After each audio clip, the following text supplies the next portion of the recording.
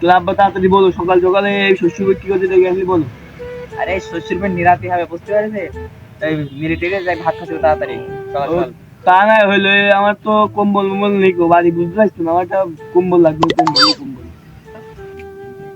নানিরা একটা কম্বল দিছিল, ওই সেই কম্বলে একটা বাক্স করে রেখে দিয়েছে, ওই দিবনে না হলে আরেকটা বাজারে একটা কিনে কিনে এনে দিবনে।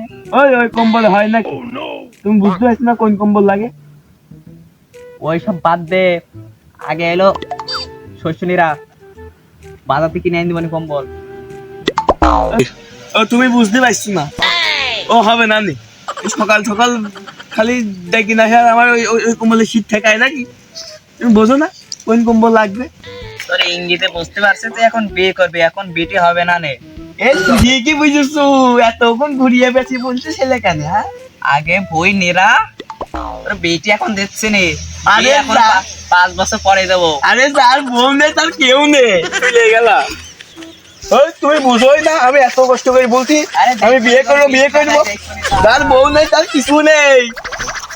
তুই সেকেন্ড যাবি, যা, তোর বিটি হবে না নে, যা যা যা।